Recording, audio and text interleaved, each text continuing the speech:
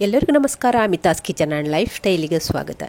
ಸ್ನೇಹಿತರೆ, ಸುಮಾರು ದಿವಸದಿಂದ ಹಲಸಿನ ಹಣ್ಣಿನ ರೆಸಿಪಿ ಹಾಕಿ ಅದನ್ನು ತಿಂದು ನೋಡಿ ನಿಮಗೆ ಬೋರ್ ಅನ್ನಿಸ್ಬೋದಲ್ಲ. ನನಗಂತೂ ನಾಲಿಗೆ ದಡ್ಡು ಕಟ್ಟಿದಾಗೆ ಆಗಿದೆ. ಹಾಗೆ ಇವತ್ತು ನಾನ್ ವೆಜ್ ಏನಾದರೂ ಮಾಡುವ ಅಂತ ನಾನು ಮಾರ್ಕೆಟ್ ಕಡೆ ಹೊರಟಾಗ ನನ್ನ ಮಗ ಸೆವೆಸಚ್ಚಿ ಹೇಳಿದ, ಅಮ್ಮ ಏನು ತರ್ತೀರಿಂದೆ, ಮೀನು ತರ್ತೇನೆ ಅಂತ. ಬಂಗುಡೆ ಮೀನು ಬಿಟ್ಟು ಬಂಗುಡೆ ಬೂತಾಯಿ ಮೀನು ಬಿಟ್ಟು ಬೇರೆ ಯಾವ ಮೀನು ಬೇಕಾದರೆ ತನ್ನಿ ಅಮ್ಮ ಅಂತ ಹೇಳಿದ. ಹಾಗೆ ಸರಿ ಮಾರ್ಕೆಟಿಗೆ ಬಂದೆ. ಪರವಾಗಿಲ್ಲಿ ರೆಡ್ ಮಾಂಜಿ ಉಂಟು ಅಂತ ಹೇಳಿದರು. ಹಾಗೆ ಟ್ರೈ ಮಾಡುವ ಅಂತ ನಾನು ರೆಡ್ ಮಾಂಜಿಯನ್ನು ಆಯ್ಕೆ ಮಾಡಿಕೊಂಡೆ. ಹಾಗೆ ಅದನ್ನು ಅಲ್ಲೇ ಕ್ಲೀನ್ ಮಾಡಲಿಕ್ಕೆ ಕೊಟ್ಟೆ. ಹಾಗೆ ಅವರೇ ರಪ ಅಂತ ಕ್ಲೀನ್ ಕೂಡ ಮಾಡಿಕೊಡ್ತಾರೆ. ಆಗ ಹೇಳಿದರು, ರೆಡ್ ಮಾಂಜಿಗೆ ಬೇರೆ ಏನಾದರೂ ಹೆಸರು ಉಂಟಾ ಅಂತ ಕೇಳೋಗ ಹೇಳಿದರು, ಕೆರೆ ಮಾಂಜಿ ಅಂತಲೂ ಹೇಳ್ತಾರೆ, ಒಂದ್ಸಲ ಟ್ರೈ ಮಾಡಿ, ತುಂಬಾ ಒಳ್ಳೆಯದಾಗ್ತದೆ, ಫ್ರೈಗೂ ಒಳ್ಳೆಯದಾಗ್ತದೆ, ಸಾರಿಗೂ ಒಳ್ಳೆಯದಾಗ್ತದೆ ಅಂತ. ಸರಿಯಪ್ಪ, ಹಾಗೆ ಆದರೆ ಅದೇ ಆಗ್ಬೋದು ಅಂತ ನಾನು ಕೂಡ ಇಲ್ಲಿ ರೆಡ್ ಮಾಂಜಿಯನ್ನು ತಗೊಂಡೆ. ನನಗೆ ತುಂಬ ಇಷ್ಟ ಆಯಿತು. ಹಾಗೆ ಇದರದ್ದು ಹೊಟ್ಟೆ ನೋಡಿ ಎಷ್ಟು ದೊಡ್ಡದು ಉಂಟು. ಹಾಗೆ ಪೀಸ್ ಮಾಡುವಾಗ ಈಗ ದೊಡ್ಡ ಪೀಸಿಗೆ ಒಂದು ದೊಡ್ಡ ಗೋಳೆ ಬಂತು. ಹಾಗಾದ್ರೆ ಬನ್ನಿ ಅಮಿತಾಸ್ ಕಿಚನ್ಗೆ ಹೋಗುವ ರೆಸಿಪಿ ನೋಡಿಕೊಂಡು ಬರುವ. ಹಾಗೆ ಮನೆಗೆ ಹಿಡ್ಕೊಂಡು ಬಂದಂಥ ಮೀನನ್ನು 2-3 ಸಲ ಚೆನ್ನಾಗಿ ತೊಳೆದ ನಂತರ ಒಂದು ಮಣ್ಣಿನ ಪಾತ್ರೆಗೆ ಹಾಕಿಕೊಂಡೆ. ಮಣ್ಣಿನ ಪಾತ್ರೆಗೆ ಹಾಕಿದ ನಂತರ ಒಂದು ಸ್ವಲ್ಪ ರೆಡ್ ಚಿಲ್ಲಿ ಪೌಡ್ರನ್ನು ಹಾಕಿದೆ. ಹಾಗೆ ಒಂದು ಸ್ವಲ್ಪ ಉಪ್ಪನ್ನು ಕೂಡ ಹಾಕಿದೆ. ಹಾಗೆ ಒಂದು ಸ್ವಲ್ಪ ಅರಶಿನವನ್ನು ಕೂಡ ಹಾಕಿದೆ. ಜೊತೆಯಲ್ಲಿ ಶುಂಠಿ ಬೆಳ್ಳುಳ್ಳಿ ಪೇಸ್ಟನ್ನು ಕೂಡ ಒಂದ್ಸಲ ಹಾಕಿದೆ. ಹಾಗೆ ಇದು ಕಾಚಿಪುಳಿ ಅಂದರೆ ಹುಳಿ, ಅಂದರೆ ತುಂಬಾ ಹುಳಿ. ಮೀನಿಗೆಲ್ಲ ಹಾಕಿದರೆ ತುಂಬಾ ಟೇಸ್ಟು. ಹಾಗೆ ಅದನ್ನೆಲ್ಲ ಹಾಕಿ ಒಮ್ಮೆ ಮಿಕ್ಸ್ ಮಾಡೋ, ಒಂದಕ್ಕೊಂದು ಬೆರೆಯುವ ಹಾಗೆ ಮಿಕ್ಸ್ ಮಾಡಿ ಒಂದು 1/4 ಗಂಟೆ ಇದನ್ನು ಹಾಗೆ ಬಿಡುವ. ಇಲ್ಲಿ ಕುಮಟ ಮೆಣಸು ತಗೊಂಡಿದ್ದೇನೆ, ಬ್ಯಾಡಗಿ ಮೆಣಸು ಬೇಯಿಸಿಕೊಂಡಿದ್ದೇನೆ. ಇಲ್ಲದಿದ್ರೆ ನೆನೆ ಹಾಕಿಕೊಳ್ಬೇಕು. ನೆನೆ ಹಾಕುದಿದ್ರೆ ಟೈಮ್ ತುಂಬಾ ತಗೊಳ್ತದೆ. ಹಾಗೆ ನಾನು ಇಲ್ಲಿ ಬೇಯಿಸಿ ಅದನ್ನು ತಣ್ಣಗೆ ಮಾಡಿಕೊಂಡಿದ್ದೇನೆ. ಈ ರೀತಿ ಯಾಕೆ ಹಾಕುದಂದ್ರೆ ನಮಗೆ ಇಲ್ಲಿ ಕಲರ್ ಕೂಡ ಚೆನ್ನಾಗಿ ಬರ್ತದೆ. ಹಾಗೆ ಮಸಾಲೆ ಕೂಡ ಒಂದು ಸ್ವಲ್ಪ ಜಾಸ್ತಿ ಆಗ್ತದೆ. ನಾವು ಪೌಡರ್ ಹಾಕದೆ ಈ ರೀತಿ ಮಾಡಿ ಹಾಕುವುದರಿಂದ ಮಸಾಲೆ ಕೂಡ ಜಾಸ್ತಿ ಆಗ್ತದೆ, ಕಲರ್ ಕೂಡ ಚೆನ್ನಾಗಿ ಬರ್ತದೆ. ಹಾಗೆ ಒಂದು ಸ್ವಲ್ಪ ನೀರನ್ನು ಕೂಡ ಹಾಕಿ ಇವಾಗ ಇದನ್ನು ನಯವಾಗಿ ರುಬ್ಬುವ. ಮೆಣಸು ಕೂಡ ನಯವಾಗಿ ರುಬ್ಬಿಕೊಂಡಾಯ್ತು. ನೋಡಿ ಕಲರ್ ಹೇಗೆ ಬಂದಿದೆ ನೋಡಿ. ಇನ್ನಿದನ್ನು ನಾವು ಇವಾಗ ಇದಕ್ಕೆ ಎಣ್ಣೆ ಹಾಕುವ. ತುಂಬ ಏನು ಬೇಕು ಅಂತಿಲ್ಲ, ಒಂದು 2 ಟೀ ಸ್ಪೂನ್ ಅಷ್ಟು ಹಾಕುವ. 2ರಿಂದ 3 ಟೀ ಸ್ಪೂನ್ ಅಷ್ಟು ಹಾಕುವ. ಎಣ್ಣೆ ಚೆನ್ನಾಗಿ ಕಾಯಿಲಿ. ಇಲ್ಲಿ 2 ಕಾಯಿ ಮೆಣಸನ್ನು ಚಿಕ್ಕದಾಗಿ ಕಟ್ ಮಾಡಿ ಇಟ್ಕೊಂಡಿದ್ದೇನೆ, ಅದನ್ನೀಗ ಹಾಕ್ತಾ ಇದ್ದೇನೆ. ಹಾಗೆ ಈರುಳ್ಳಿ, 2 ಈರುಳ್ಳಿ, ದೊಡ್ಡ ಸೈಜ್ ಇದು 2 ಈರುಳ್ಳಿ ಚಿಕ್ಕದಾಗಿ ಕಟ್ ಮಾಡಿ ಇಟ್ಕೊಂಡಿದ್ದೇನೆ, ಅದನ್ನು ಕೂಡ ಇದಕ್ಕೆ ಸೇರಿಸಿಕೊಳ್ಳ.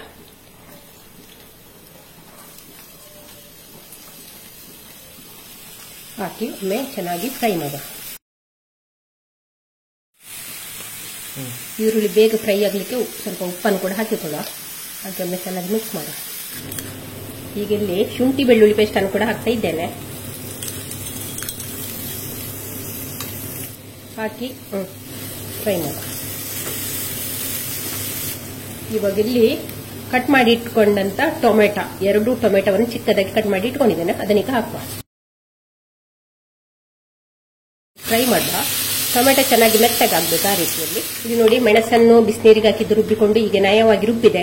ಇದರಲ್ಲಿ ಪೂರ್ತಿ ಮೆಣಸನ್ನು ಹಾಕುದು ಬೇಡ. ನಾವು ಇಲ್ಲಿ ಬೇಕಾದಷ್ಟು ಮೆಣಸನ್ನು ಮಾತ್ರ ಹಾಕಿಕೊಂಡ್ರೆ ಸಾಕು. ಮತ್ತೆ ಖಾರ ನೋಡಿಕೊಂಡು ಮತ್ತೆ ಬೇಕಾದ್ರೆ ಹಾಕುವ. ನಾವು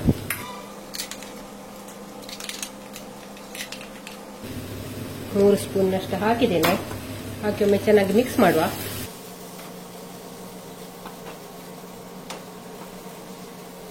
ಇಲ್ಲಿ ಸ್ವಲ್ಪ ಅರಶಿನ ಹಾಕ್ತಾ ಇದ್ದೇನೆ, ಕೊತ್ತಂಬರಿ ಪೌಡ್ರು, ಧನಿಯಾ ಪೌಡ್ರು, ಜೀರಿಗೆ ಪೌಡ್ರು ಹಾಕಿ ಒಮ್ಮೆ ಚೆನ್ನಾಗಿ ಮಿಕ್ಸ್ ಮಾಡುವ.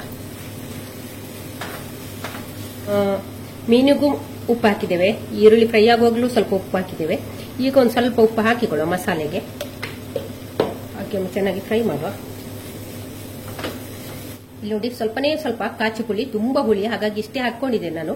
ಮತ್ತೆ ಮೀನಿಗೆ ಕೂಡ ಹಾಕಿಕೊಂಡಿದ್ದೇವಲ್ಲ, ಹಾಗೆ ಇಷ್ಟೇ ಸಾಕಾಗ್ತದೆ. ಅನಂತರ ಚೆನ್ನಾಗಿ ಎಲ್ಲವನ್ನು ಕೂಡ ಹೀಗೆ ಸ್ಮ್ಯಾಶ್ ಮಾಡುವ. ನಮಗೆ ಇಲ್ಲಿ ಟೊಮೆಟೊ ಈರುಳ್ಳಿ ಎಲ್ಲ ಚೆನ್ನಾಗಿ ಮೆತ್ತಗಾಗಬೇಕು. ಹಾಗಾಗಿ ಎಲ್ಲವನ್ನು ಹೀಗೆ ಮಾಡಿಕೊಂಡ್ರೆ ಆಯ್ತು, ಸ್ಮ್ಯಾಶ್ ಮಾಡಿಕೊಂಡ್ರೆ ಆಯ್ತು. ಒಂದು 15 ನಿಮಿಷ ಆಯ್ತು. ಇನ್ನು ಇದನ್ನು ಈ ಮಸಾಲೆಗೆ ಹಾಕಿಕೊಳ್ಬೇಕು. ಹಾಗಾಗಿ ಮಸಾಲೆಯನ್ನೆಲ್ಲ ಸೈಡಿಗೆ ಮಾಡಿಕೊಳ್ಬೇಕು. ನಾವು ಎಲ್ಲವನ್ನು ಈ ಸೈಡಿಗೆ ಮಾಡಿಕೊಳ್ಳುವ ಆಯ್ತಾ. ಮತ್ತೆ ಇಲ್ಲಿ ಒಂದು ಸ್ವಲ್ಪ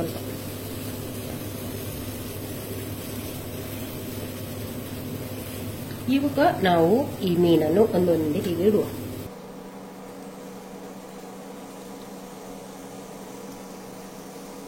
ಆನಂತರ ಮಸಾಲೆಯನ್ನು ಒಂದು ಸ್ವಲ್ಪ ಇದರ ಮೇಲೆ ಹಾಕಿಕೊಳ್ಳ.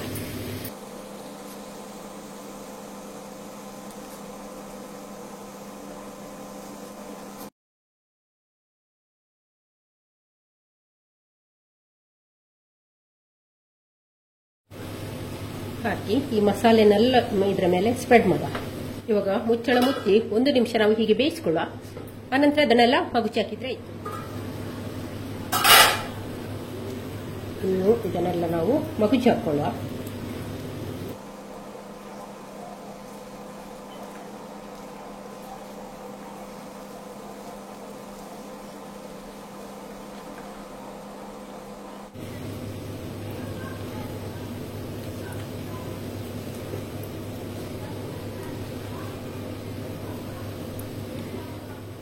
ಇವಾಗ ನೋಡಿ ಚೆನ್ನಾಗಿ ಮಸಾಲೆ ಫ್ರೈ ಆಗಿದೆ, ಮೀನು ಕೂಡ ಹಾಗೆ ಬೆಂದಿದೆ. ಇಷ್ಟಾದ್ರೆ ಸಾಕು. ಇವಾಗ ನಾವು ಸ್ಟವ್ ಆಫ್ ಮಾಡಿ. ಸ್ನೇಹಿತರೆ ನೋಡಿ, ನಮ್ಮ ರೆಡ್ ಮಾಂಜಿ ಮಸಾಲ ಎಷ್ಟು ಚೆನ್ನಾಗಿ ಬಂದಿದೆ ಅಲ್ವಾ. ಹಾಗೆ ಇದಕ್ಕೆ ಕೆರೆ ಮಾಂಜಿ ಅಂತಲೂ ಹೇಳ್ತಾರಂತೆ. ಈ ಮಸಾಲೆಯಿಂದ ನೀವು ಇದೇ ಮೀನು ಮಾಡಬೇಕು ಅಂತ ಏನಿಲ್ಲ, ಬಂಗುಡೆ ಬೂತ ಯಾವುದೇ ಮೀನನ್ನು ಕೂಡ ಈ ಮಸಾಲೆಯಿಂದ ಮಾಡ್ಬೋದು. ಒಂದ್ಸಲ ಟ್ರೈ ಮಾಡಿ, ತುಂಬಾ ಒಳ್ಳೆಯದಾಗ್ತದೆ. ಹಾಗೆ ಈ ವಿಡಿಯೋ ನಿಮಗೆ ಇಷ್ಟ ಆದರೆ ಲೈಕ್, ಶೇರ್, ಕಮೆಂಟ್ ಮಾಡಿ. ಚಾನಲ್ಗೆ ಯಾರಾದರೂ ಹೊಸಬರು ಇದ್ರೆ ಪ್ಲೀಸ್ ಸಬ್ಸ್ಕ್ರೈಬ್ ಮಾಡಿಕೊಂಡು ಚಾನಲನ್ನು ನೋಡಿ. ನಾಳಿನ ಹೊಸ ಬ್ಲಾಗ್ ಅಥವಾ ರೆಸಿಪಿಯೊಂದಿಗೆ ಸಿಗೋಣ. ಅಲ್ಲಿಯವರೆಗೆ take care, bye bye. Thank you ಸ್ನೇಹಿತರೆ.